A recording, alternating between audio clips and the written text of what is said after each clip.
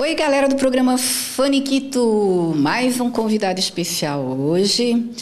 É um assunto muito delicado, um assunto triste, né? Mas que, graças a Deus, nós temos uma especialidade médica que cuida, né? Dessa área que nós vamos falar hoje sobre os doentes crônicos e paliativos. O que é isso? Também não sei. Mas nós temos aqui, né, o nosso convidado de hoje, que é o Dr. Luciano de Góes Vasconcelos, que é geriatra. Tudo bem, doutor? Tudo bem. É novinho, né? Cara de novinho, mas eu estava perguntando aqui antes para ele, gente. Já tem 13 anos de formado, é isso? 13 anos. Formou onde? Desculpa perguntar. Na Unifesp. Mas ele tem carinha de menino, não tem? Não tem, produção? Carinha de menino, olha só, parabéns. Doutor Luciano, o que significa cuidado paliativos? Então, cuidados paliativos é uma linha de cuidados, uma linha de intervenção que tem por objetivo assistir pacientes que têm expectativa de vida curta, estimada de vida curta, que têm diagnóstico de doenças graves, que implicam em risco de vida e uma expectativa de vida curta. Tá? Essa linha de cuidados visa basicamente orientar o doente quanto ao diagnóstico dele, quanto ao plano de tratamento, tá? Basicamente é um tratamento como qualquer outra doença, só que basicamente o foco tem como os cuidados dos últimos, em tese, 6 meses de vida. Portanto, fazer o diagnóstico de que o doente tem uma doença grave, que o doente tem uma doença de fato que implica em pouco tempo de vida e ajudá-lo a viver esses últimos meses de vida da melhor forma possível, com maior qualidade de vida, com maior independência e maior autonomia possível. Coisa triste, hein, doutor? Do ponto de vista prático, acho que é fundamental a gente saber o que se tem, saber os problemas que eu vou enfrentar e através dos cuidados paliativos você consegue, além de saber o que você tem, saber como vou ser cuidado, decidir o que eu vou fazer com o meu futuro, escolher o melhor tratamento e participar de forma ativa da opção de tratamento que eu tenho. Agora, me fala uma coisa, esses doentes paliativos, normalmente, a maioria, né, pela experiência que você tem, são pessoas que já nascem com essa, né, já nascem assim, ou a maioria tornou-se assim? A maioria dos pacientes evoluíram com a doença ao longo da vida, que o colocaram em uma situação de gravidade e terminalidade. Tem paciente que tem doença grave, mas não posso dizer que é terminal, porque espera-se que ele viva anos, meses, anos, então ele não é terminal. O grupo de pacientes que é candidato a cuidados paliativos é aquele paciente que tem uma doença grave, que ele adquiriu ao longo da vida dele, exemplo, câncer, demência, doenças pulmonares graves como DPOC, insuficiência cardíaca não candidata a tratamentos curativos definitivos e que em algum momento essas doenças se tornaram graves, refratárias aos cuidados curativos padrão e em um momento eles são considerados, baseado em parâmetros clínicos, considerados terminais e evoluíram com esse quadro durante a vida mesmo, não nasceram com essas condições. Você acredita em milagres? Você já viu algum milagre? Já que, pelo que eu entendi, são doentes que estão ali só esperando Deus chamar. Então, a via de regra, a gente tem uma atitude bem mais propositiva. Então, a gente deixa claro para os pacientes que eles têm tratamento, né? O tratamento tem um objetivo diferente, obviamente, não é um tratamento de reversão da doença. No entanto, os pacientes sempre são informados, as famílias também, que eles têm um tratamento, para a doença deles. A gente combate efetivamente aquele jargão de que não tem nada a ser feito, sempre existe algo a ser feito. Então, ou seja, a presença da família não é nada, a família que está cuidando do lado não quer dizer nada, uma equipe médica, uma equipe multiprofissional que está do lado não é nada. E basicamente esses pacientes a gente gasta, na realidade, utiliza muito tempo e consegue trazer benefícios para eles. De novo, o foco está não em curar e reverter o que está acontecendo. O foco está em conduzir o paciente da melhor forma possível, da forma mais autônoma possível, da forma mais independente, até o momento que já deve ser, e que a passagem dele seja de de uma forma tranquila e natural. Mas já teve caso assim da coisa reverter, assim? Via de regra não, né? Se o diagnóstico está bem estabelecido, se o diagnóstico está feito de forma concreta, via de regra não tem uma reversão. Nunca aconteceu? Não aconteceu. O que a gente observa é que muita gente tem uma estimativa de um tempo curto de vida, o paciente vive bem mais do que a gente estimou. Mas a gente avisa para os pacientes que quando a gente estima tempo de vida, via de regra a gente pode errar. Pode errar, né? É louco isso, né, doutor? Eu fico pensando assim, principalmente eu que sou kardecista, né? Sim. Eu fico pensando assim, porque o espírito da pessoa está ali, né? Aí, doutor, sabe o que eu acho? Eu acho que... Eu acredito muito que eles estão ali, mesmo aparentemente... eles não se comunicam, não se mexem, sei lá, mas que eu acredito muito que eles percebem e escutam tudo ao redor deles. Qual a sua opinião? Dos pacientes?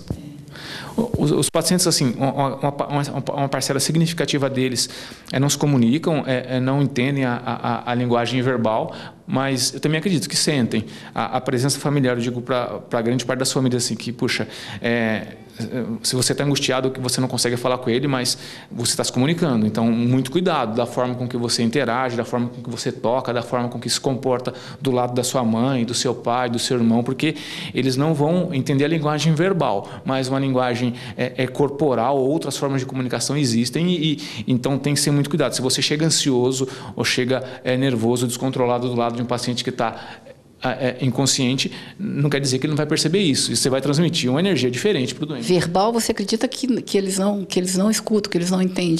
Se o paciente tiver com uma condição de saúde, por exemplo, com insuficiência hepática grave, insuficiência renal grave, alguma lesão do sistema nervoso central, por exemplo, a metástase no sistema nervoso central, eu acho muito pouco provável. Mas não é impossível. Não é impossível. Mas de qualquer forma, eu acredito que existe uma comunicação e uma forma de interação vai. Ou seja, assim, puxa, o paciente vai perceber que você está péssimo, que você está num dia ruim. Então, se você tiver num dia ruim, talvez não seja recomendável você vir aqui para sua mãe que já está doente, com um monte de problema, você transmitir esse monte de problema ruim, mesmo não falando nada. É muito triste, né, doutor? Principalmente quando tem criança, né? Deve ser eu acho que triste, de fato, é você não ter conhecimento do que está acontecendo, você privado da verdade e você não ter a liberdade de poder fazer algumas opções. Então, quando você tem uma abordagem clara, transparente, falando que o doente tem, quais são as opções, ele tem opções, ele vai ter a liberdade de escolher o caminho dele, que eu acho que você poder exercer sua autonomia e escolher seu caminho, isso realmente não tem preço. Não, realmente. Agora eu fico pensando quantos desses aí que a família deve largar, que a família não vem visitar, né? Porque isso acontece, né? Então, felizmente a grande parte dos pacientes que a gente vê aqui, quando a gente acolhe, estimula a participação familiar, grande parte dos pacientes tem a família, tem a participação familiar. Muitas vezes a gente tem que ser flexível, assim, que você encontra um paciente nos últimos dias de vida, com algumas doenças graves, que até desconfiguram o paciente, mudam a imagem corporal do paciente. É desconfortável para quem não trabalha com isso conviver. Então a gente entende isso, tenta facilitar esse contato da família com o doente, mas também é complicado você julgar, falar que está... Quando a gente pensa em achar que a família está abandonando, a gente considera essas outras coisas e muitas vezes está identificando que, de fato, o filho está com dificuldade de ver o pai naquelas condições, desfigurado, que ele nem consegue ver a imagem do pai como sendo o pai dele, né? A gente dá uma força nesse sentido para a família. Porque, na verdade, eu acho que deveria, não sei, também é complicado você falar, né? Pô, tinha que ficar em casa com a família para receber toque, para receber beijo, para receber abraço, para receber cheiro, enfim, sabe, sons. Mas cuidar de um doente desse em casa, nem a estrutura do país, a saúde não proporciona, não tem como, né? A gente, sempre que é possível, e sempre que a gente, do ponto de vista médico, a gente julga que as condições do doente permitem que o cuidado seja feito em casa, a gente estimula isso e tenta que isso seja feito, né? Avalia a condição socioeconômica da família e avalia a condição de saúde do paciente e propõe para a família, não, puxa, nessa condição a gente acredita que o paciente tem condição de ter alta sim, dá para ele passar mais alguns dias em casa com qualidade, com segurança. Porém, muitas situações, inclusive eu diria para você que é mais ou menos quase que meio a meio, para não dizer que a maioria dos pacientes acabam precisando do hospital. Não é porque a família não quer cuidar, é porque de fato não dá para você conseguir liberar um paciente e ele consiga ser cuidado de forma adequada em casa. Exemplos: paciente com muita dor, que precisa eventualmente receber alguma medicação na veia para ter um alívio mais rápido da dor, ou um paciente que tem muita secreção e precisa ser aspirado e ter alguém habilitado para aspirar, ter os aparelhos adequados para fazer isso em casa. Muitas vezes complicado, né? Aí inclui também as condições e os serviços de saúde que são oferecidos na rede, né? A gente não, necessariamente, se isso não é tão disponível, a gente não pode contar com isso. Se é uma família que tem um home care, que não é a nossa realidade socioeconômica, então não é possível oferecer, mas com certeza, se muitos pacientes, se tivesse algum serviço de home care, com a equipe multiprofissional que o assistisse em casa, muitos poderiam ficar em casa. Doutor, qual que é a diferença entre pacientes paliativos e os pacientes crônicos? A principal delas que eu costumo dizer que o paciente, em cuidados paliativos, o paciente pode receber o rótulo de paciente terminal, que é o grande candidato a receber cuidados paliativos, ele tem uma expectativa de vida de 6 meses ou menos. Tá?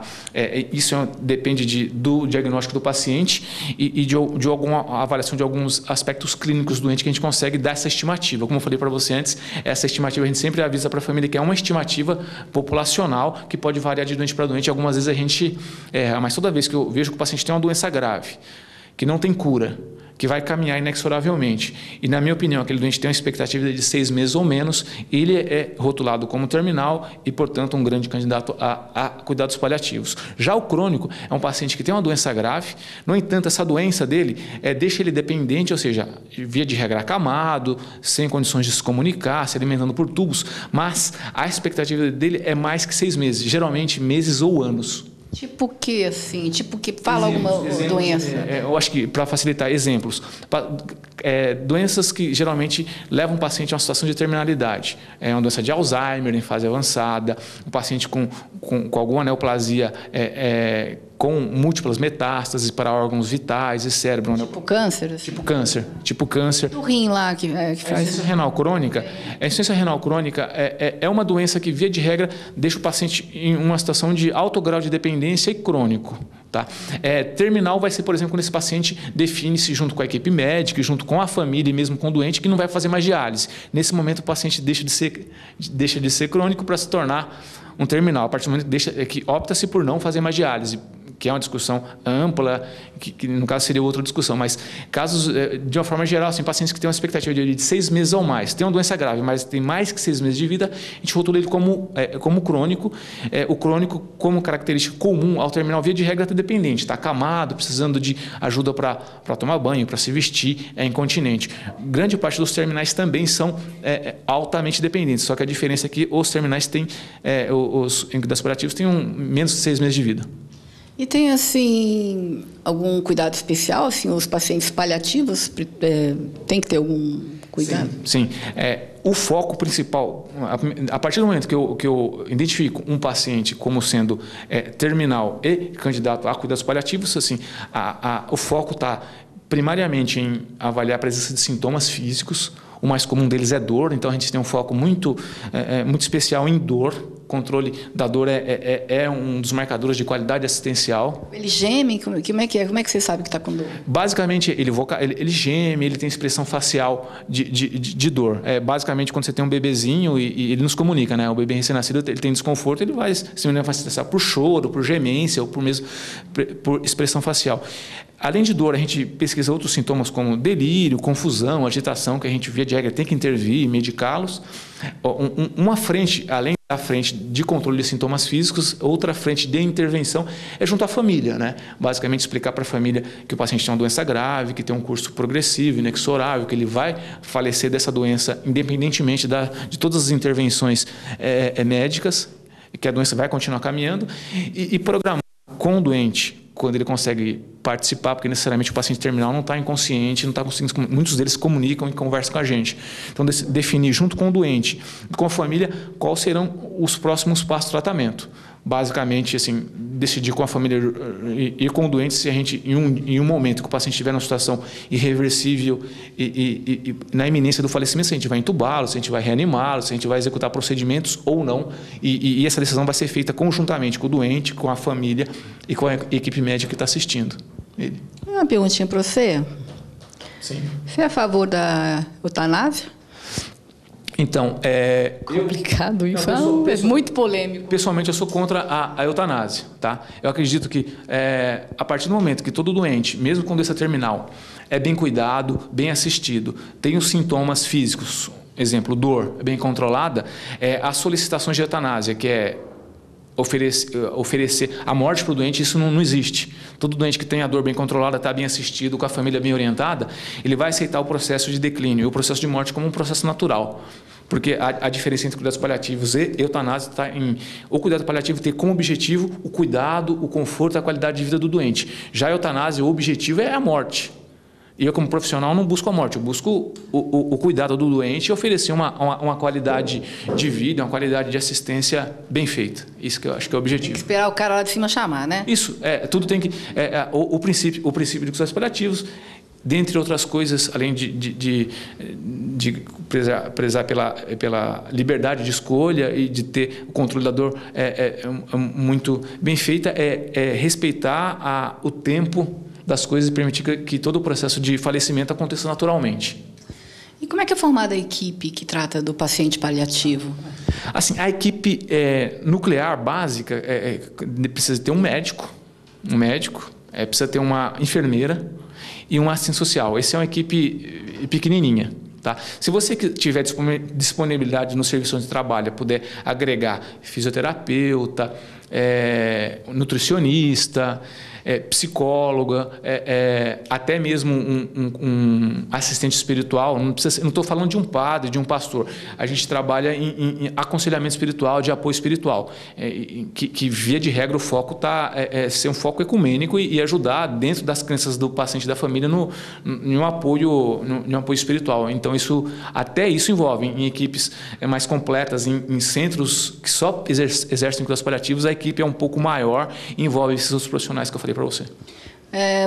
Atualmente você trabalha em quais hospitais?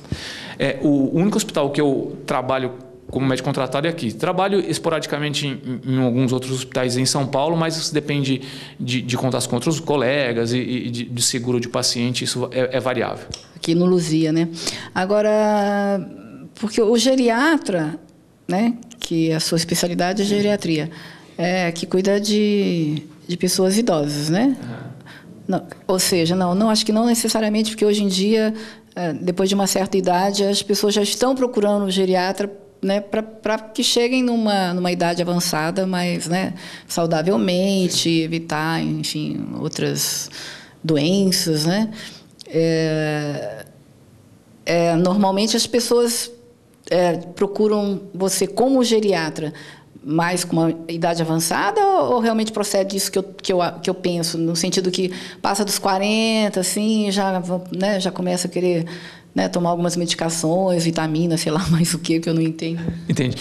Via de regra, eu por gostar basicamente sou procurado por pacientes um pouco mais idosos, acima dos 80 anos. Acho que basicamente também porque eu tenho a preferência por pessoas dessa faixa etária, que já tratam de diversas doenças, que existem essa questão de dependência funcional, problemas cognitivos associados. Então, é um perfil de paciente que eu prefiro. Então, no fim das contas, eu acho que eu acabo atraindo esse perfil. Mas não deveria, doutor. Pensa bem, paciente a partir de 80 anos te procurar, você também não serve para essa coisa, para chegar aos 50, né?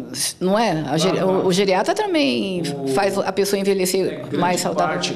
O que a gente está, o que você está falando, nos dias de hoje. O que você está dizendo faz muito sentido, que grande parte dessas doenças que tornaram os pacientes, esses pacientes terminais hoje, começaram há 20 anos, há 30 anos. Então, as intervenções de fato efetivas deveriam ter sido, pelo menos, iniciadas há 20 anos, há 30 anos, que talvez seja o momento aí de se procurar alguma intervenção no sentido de prevenir e até mesmo evitar que essas doenças aconteçam. Eu já vou te procurar já. Ótima disposição.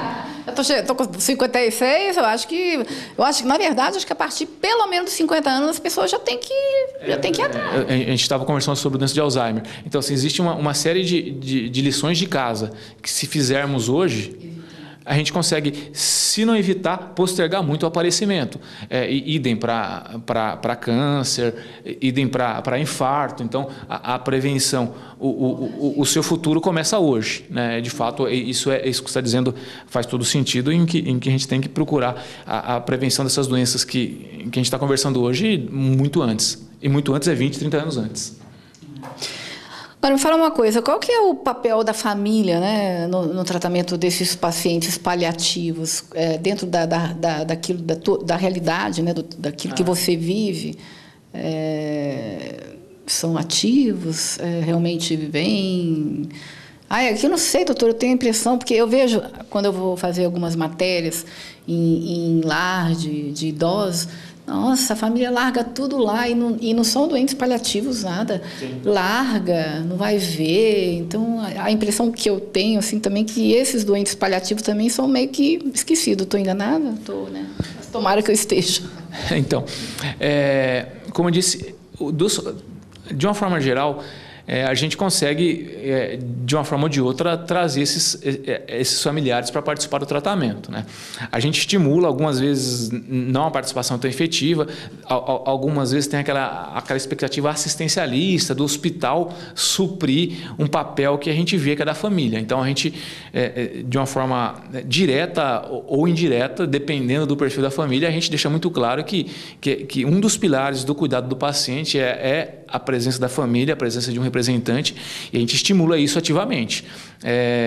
Então, sempre, se a família não aparece no primeiro ou no segundo dia, a gente busca, estabelece um representante, a gente fala que é fundamental que tenha um representante que participe dos cuidados do doente, esteja diariamente no hospital para conversar, desde de escolher o melhor remédio, para nos dar informação sobre o histórico do paciente, até mesmo para programar a alta, porque no nosso setor a gente não consegue dar alta para os pacientes crônicos e nem para os paliativos. Quando a gente consegue dar alta, a gente não consegue dar alta em um dia, a gente precisa de fazer essa programação junto com a família em uma semana, que a família precisa organizar a casa, precisa organizar a compra de todo o material. Então, assim, a nosso processo de alta é muito diferente do paciente que anda, que é operado. A gente faz isso no mínimo em uma semana, chama a família, avisa que vai dar alta, programa tudo, dá alta só depois que está todo montado a estrutura em casa, que a família busca a rede de apoio, se não tem condições, busca a rede de apoio nos recursos do município, na Secretaria de Saúde, na Secretaria de Assistência Social, e aí sim a gente permite que a alta de fato aconteça, mas de fato a gente estimula ativamente isso. Se não é um perfil da família, a gente faz isso acontecer. Tá certo. Deixa eu te perguntar uma coisa. Além do Luzia, tem outros hospitais? Acho que não, tem. Eu lembro uma vez que eu fiz uma entrevista, não sei se era o diretor, era Cássio, indo para Suzano, tinha um hospital lá que não é o doutor Arnaldo. Além do Luzia, quais tem outros hospitais para esse tipo de paciente, além do Luzia? Puxa, eu ouvi algo sobre esse hospital de retaguarda em Suzano, se eu não me engano, vinculado ao HC, ao Hospital das Clínicas, lá de São Paulo. Não tenho certeza absoluta, mas aqui na região eu desconheço. Tá? Em São Paulo, você tem alguns centros de referência, por exemplo, o Hospital das Clínicas, o ICESP, que é o Centro de Oncologia, que tem um serviço de cuidados paliativos muito atuante, muito bem organizado. Tem o Hospital do Servidor Público Estadual, o Hospital do Servidor Público Municipal. São grandes centros que oferecem cuidados para pacientes em cuidados paliativos. Mas aqui na região só o Luzia? O doutor Arnaldo não... Então, o Arnaldo, eu tenho a impressão que ele tem um foco mais para paciente crônico. Tá? Tem uma médica que trabalha conosco aqui no Luzia, que é a doutora Olivia, que trabalha lá também. Ela tem uma formação legal em cuidados paliativos, eu acho que ela está conseguindo devagar agregar isso, mas o foco acaba sendo mais para pacientes crônicos. O Luzia acaba tendo foco em pacientes terminais que precisam de internação hospitalar. Assim, seria interessante, e isso tem que ser, para ter um serviço de cuidado paliativo completo, que possa oferecer um cuidado contínuo para esses pacientes, seria legal ter equipes, assim, uma equipe que atenda no ambulatório, para um paciente que é terminal, mas ainda consegue vir ao hospital, uma equipe que atenda em casa, que consiga oferecer os cuidados para os pacientes que não conseguem mais deambular. Então, seria um serviço um pouquinho mais completo. O hospital, dentro dos nossos focos, dentro do foco, dentro dos nossos objetivos, acaba montando um serviço interno para oferecer isso para os pacientes terminais atendidos durante a internação.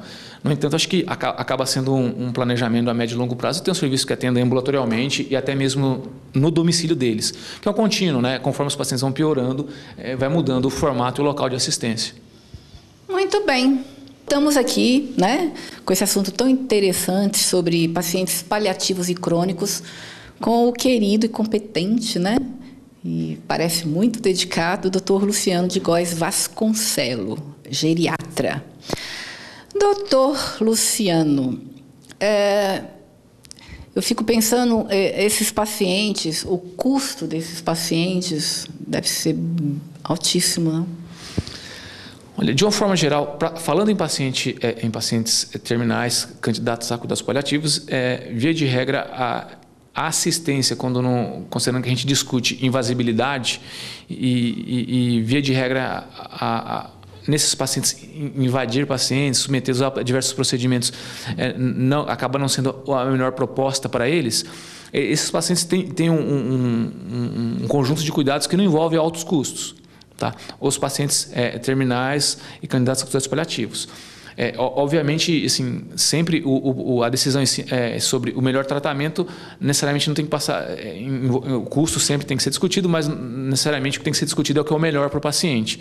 Mesmo optando para o melhor para os doentes, o custo acaba sendo relativamente muito menor quando comparado a outros contextos assistenciais, por exemplo, um paciente que está na UTI ou mesmo um paciente crônico que necessita de diversas intervenções, que de fato acabam mudando o grau de recursos para cada doente. Assim, os pacientes crônicos tendem a ter um grau maior de consumo de recursos, em virtude, principalmente porque eles estão submetidos a diversos procedimentos, hemodiálise, utilização de diversos antibióticos, quimioterapia, ventilação mecânica.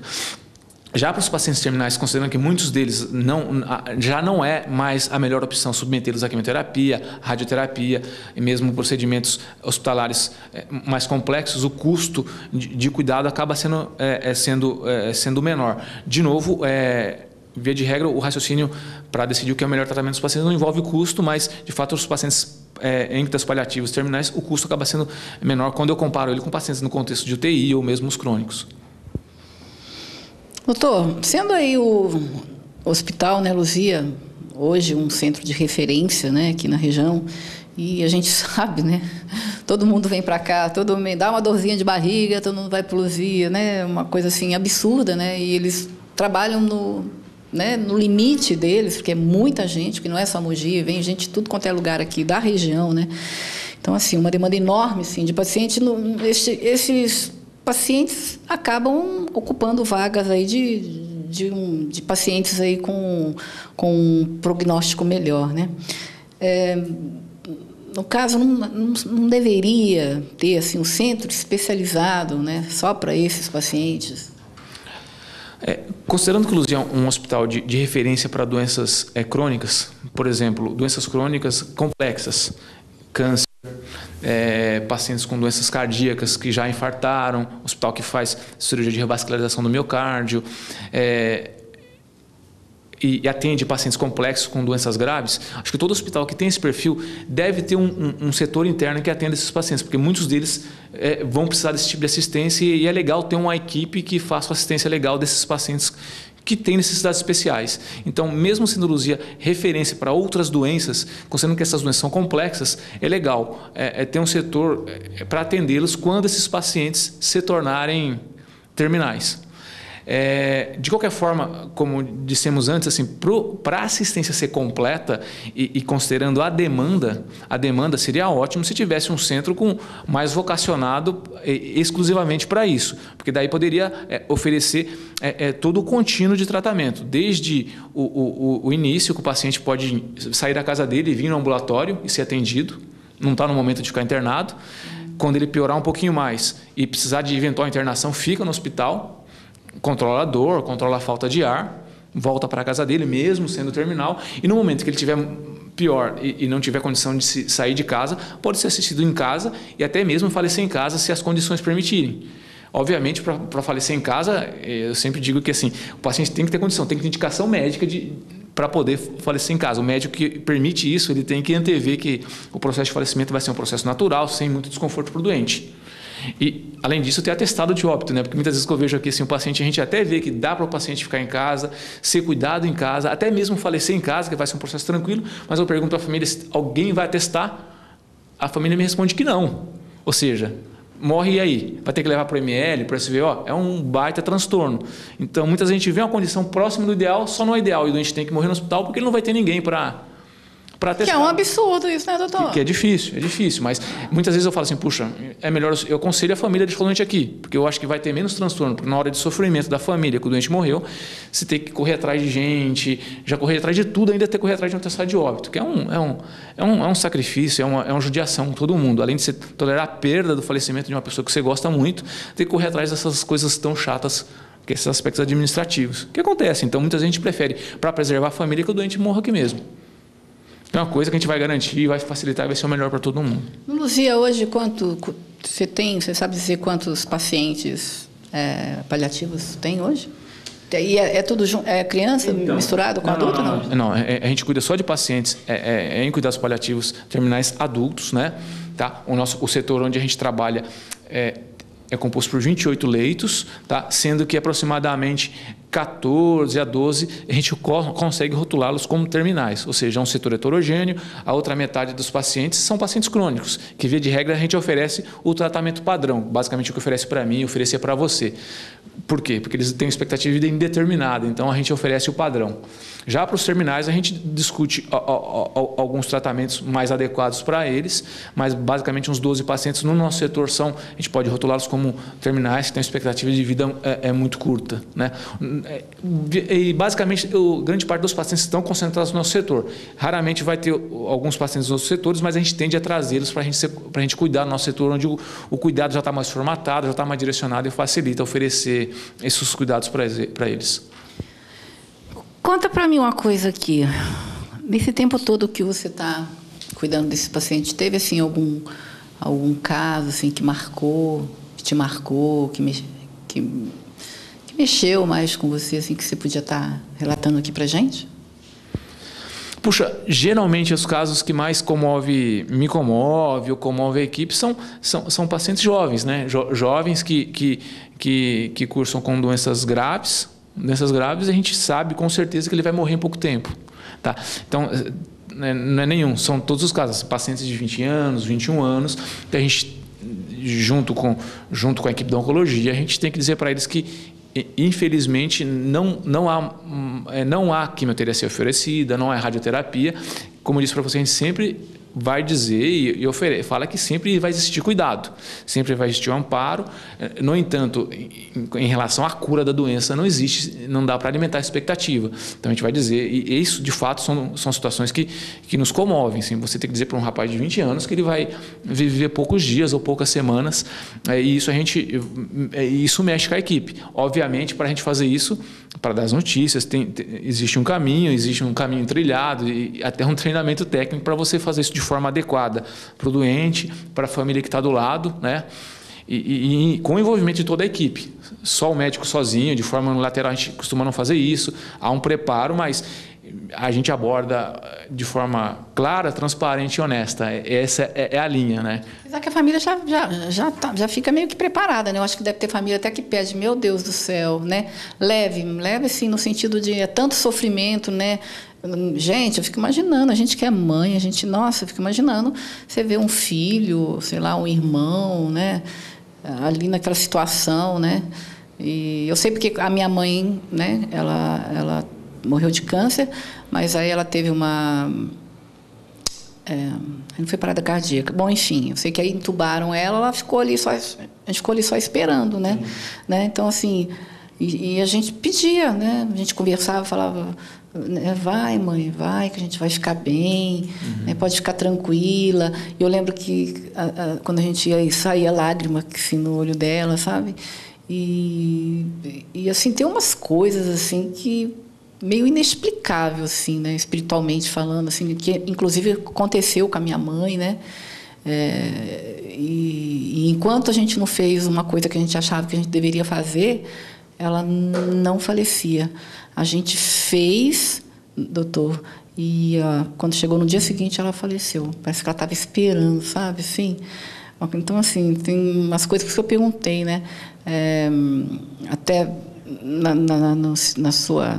nessa carreira, nesse tempo todo que você está aí, né? Mexendo com isso, não tem milagre, doutor? Você nunca viu nenhum milagre assim da pessoa, sei lá, de voltar, de paliativo, de repente, devagarzinho, foi melhorando? Nunca aconteceu? Puxa, como eu disse para você, assim, se voltou, é porque não era aquele diagnóstico tão ruim que se foi pensado inicialmente, né? Mas, assim, de situações bem determinadas, com diagnósticos concretos, bem feitos, habitualmente, o que eu disse para você, a gente costuma ver errar no tempo de sobre. A gente fala, puxa, a gente tem uma expectativa de 1, 2 meses e o paciente vive 6 meses, 1 ano, né? Então, só quer errar para o bem, né? Você entendeu? Porque muitas vezes você pega e fala assim, não, a gente vai viver 1 ano.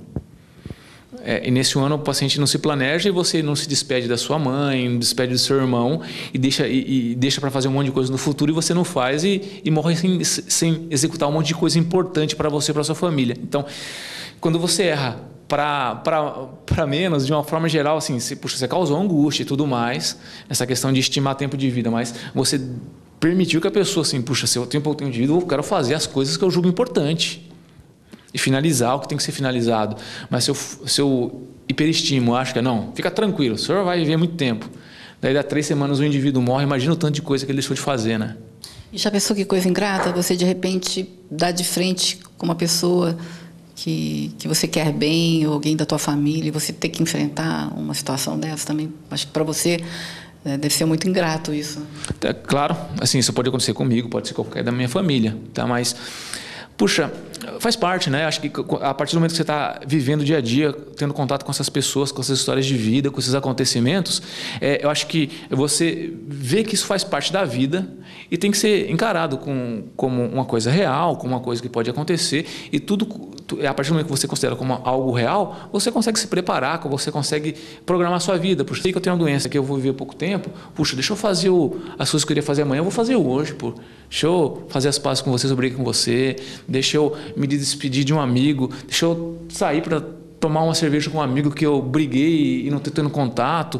Então, aquele rancor, aquele ódio, aquela raiva. Deixa eu finalizar coisas, deixa eu executar coisas, eu não vou deixar para amanhã. Eu quero resolver, não deixar nada inacabado. Eu quero fazer hoje, eu quero finalizar. Se você não souber que você vai morrer daqui a pouco tempo, você não faz nada disso, sua vida vai terminar inacabada, vai terminar faltando um monte de coisa, um quebra-cabeça em pedaços. Acho que, então, a partir do momento que você é abordado por uma pessoa que te aborda, que te fala sinceramente o que vai acontecer, por outro lado, você recebe o impacto inicial, mas a médio prazo você abre portas. Puxa, porque o negócio vai acontecer. Se o negócio vai acontecer, puxa, deixa eu fazer do jeito que eu acho que é melhor para mim, né? É a melhor coisa para você. Quem tem que escolher o melhor caminho não é seu filho. De preferência é você mesmo, né? É verdade. Deixa eu te falar, você trabalha na UTI também? Não, tenho bastante contato, porque muitos pacientes que a gente recebe vêm na UTI. Então, por causa disso que eu estou perguntando para você, porque teve uns 2 meses, 3 meses atrás, que eu tive na UTI do Luzia, acompanhando uma pessoa, e tinha, assim, acho que 3 garotos que era acidente de moto. E tinha um que era um muito jovem. Gente, na hora que eu vi aquilo, doutor Luciano, eu queria saber daquele paciente, o que aconteceu com aquele menino? Ficou uma coisa, assim, eu lembro que eu passei a noite, né? E eu orei, né? Eu cheguei assim, mas ele estava de um jeito, assim, tinha mais 2 que era tudo jovem, com acidente de moto. Mas esse aí estava muito, muito, muito ruim. Eu lembro que as enfermeiras fez esse negócio para tirar, acho que aspiração. E ele lá, gente, eu queria tanto notícia daquele moço, que eu orei tanto para ele, tanto. Você não sabe de que paciente que está falando, não, né? Puxa, infelizmente, jovens acidentados de moto é super frequente, tá? É muito frequente. Então, pacientes igual ao que você me descreveu são inúmeros. O doutor Wilson da UTI pode explicar melhor, mas assim, eu tenho a impressão que metade do leito da UTI é relacionada a acidente de moto, de carro. Entendeu? Então, e grande parte dos pacientes, agora não estou falando de terminal, estou falando dos crônicos, uma parcela significativa dos pacientes crônicos, ou seja, que vão viver indefinidamente, restrito a uma cama, ligado em aparelhos, e até assim, por um lado é bom, por outro lado é ruim, eu não sei, cada um pensa, é assim, poxa, bom porque a pessoa sobreviveu, mas o ruim é que ele vive 20 anos numa cama, muitas vezes ligado na máquina. Esse eu não diria que são os terminais, não são os pacientes com cuidados paliativos, são os crônicos. Mas assim, puxa, um menino de 20 anos que está acamado, ele pode viver 20 anos, mais 20 anos, mais 30 anos, vai estar restrito ao leito, ligado no aparelho, respirando por ele, sendo alimentado por tubos. O lado bom é que ele não morreu, mas o lado ruim é isso, né? Aí, cada um decide o que é bom e o que é ruim. Os crônicos, uma parcela significativa dos crônicos são esses meninos que você me descreveu, né? Vítimas de acidente de moto, de carro, que passam pela UTI e depois ficam morando no hospital, literalmente morando no hospital. Não dá nem pra casa. Sai da UTI e vai lá pro hospital, porque não dá para casa, um ventilador mecânico, né? Fica lá junto com os, no caso, os paliativos, porque está ali morto-vivo, ali só com o trem, respira pela máquina. De qualquer forma, assim, tecnicamente eles não são paliativos, são crônicos, né? Mas por que não são? Se só está esperando morrer, não tem o que fazer, não vai sair daquela situação. É uma definição técnica, assim, porque na prática, como eles não têm expectativa de vida muito curta, tecnicamente eu não estou autorizado a rotulá-lo como terminal. Tá? É uma definição técnica. Terminal é pacientes que têm uma doença grave, que vai evoluir com piora dia a dia, a curto prazo, entendeu? E tem expectativa de 6 meses de vida ou menos. Já, puxa, o paciente que teve um paciente de 20 anos, que bateu a cabeça, teve uma lesão neurológica gravíssima, ele não tem uma doença degenerativa como um câncer, como uma demência, é uma doença estável, entendeu? Que ele não vai viver 6 meses, vai viver, tecnicamente, ele tem potencial para viver 20, 30 anos. Vai viver restrito ao leito, se alimentando por tubos numa máquina. Mas ele não é terminal, ele não é candidato a cuidados paliativos. Ele é um crônico. Mas eu vou perguntar para o Wilson. O doutor Wilson, que é o sobrenome dele? É Wilson, eu esqueci. Nogueira, Wilson Nogueira, isso mesmo. Vou perguntar porque, olha, esse menino nunca saiu da minha cabeça. Eu queria tanto saber o que aconteceu com ele. E com certeza o Wilson vai saber. Infelizmente, o doutor Wilson recebe uns 2 ou 3 pacientes igual a ele toda semana. De moto? Moto, carro. Infelizmente, é uma rotina triste do hospital. Tá. Nossa. Perfeito. Você poderia deixar, não sei, um e-mail, um telefone? Você tem consultório? Tenho, mas de forma geral eu prefiro que faça contato pelo meu e-mail, que é o Góes Vasconcelos, Góes com I, vasconcelos@hotmail.com. Mas você tem consultório? Tenho. Eu moro em São Paulo, trabalho em São Paulo. Estou lá em São Paulo. Então tá bom. Tá aí, ó. O e-mail do Dr. Luciano. Luciano, parabéns, né, pelas informações, parabéns por essa especialidade tua, né, porque, né, eu acho que seria uma especialidade que eu nunca ia querer, porque, apesar que dizem, né, que no dia a dia a gente acaba se acostumando, né, tem que se acostumar, porque já imaginou se não existissem vocês, né, para cuidar desse perfil, né, de doença. E se vocês quiserem mais algumas informações, está aí o e-mail do Dr. Luciano, e que Deus te abençoe, né, que te dê muita luz, te dê muita força e saúde, né? Saúde para que você consiga desenvolver esse trabalho tão lindo, né? Tão ingrato, né? Eu acho ingrato, porque, né, você não vê, somente nos paliativos, que você sabe que vai falecer, né? Que vai embora, isso deve ser uma coisa muito triste. Mas, por outro lado, você sabe que você estava dando o melhor de você, né? Para que a pessoa, sei lá, ou tenha um final menos dolorido, não sei, porque a dor é presente o tempo todo, né? Nesse tipo de perfil de paciente. Assim, de uma forma geral, o cuidado paliativo basicamente serve para... Eu agradeço a oportunidade de explicar qual a diferença do paciente crônico, paciente terminal. Isso é um interesse meu e acho que ajuda até no meu trabalho. Por incrível que pareça, é um trabalho gratificante, tá? Porque a gente consegue permitir que os pacientes tenham a dor controlada, vivam com uma qualidade de vida bastante razoável, até os últimos momentos de vida dele, tem uma passagem tranquila, tá? Permite que a família possa encarar essa fase dificílima e muito triste de uma forma controlada, adequada, e também depois a família vai continuar aqui, né? Depois que o doente falecer, e o recomeço dessa vida que a família tem que continuar e tem que recomeçar, vai ser um recomeço melhor. Então, o fato do paciente ter a gente conseguir melhorar bastante a qualidade de vida dos pacientes, permitir essa interação adequada da família com o doente e conosco, tudo isso é muito gratificante e acaba sendo pleno, mesmo que muitos pacientes faleçam. O retorno, enquanto a gente está cuidando, e o retorno dos resultados que a gente vê é muito feliz. Basicamente, a gente fica muito feliz porque a gente vê pacientes que não recebem esses cuidados e tem uma passagem muito mais desastrosa, trágica, fica um monte de familiar para trás, com uma situação muito mal resolvida, que não consegue recomeçar a vida e não sai daquele lugar, preso a um passado que foi, né? Então, eu acho que o trabalho é gratificante, mesmo que os pacientes faleçam, você vê um resultado muito satisfatório durante todo o período de intervenção. Então, acho que isso é gratificante e dá para trabalhar como qualquer outro profissional, como qualquer outra especialidade médica, como qualquer outro profissional, e ser pleno. E que Deus te abençoe. Obrigado. Dá um beijo aqui, obrigada, eu que agradeço. Tudo de bom, viu? Parabéns, Obrigado. Viu?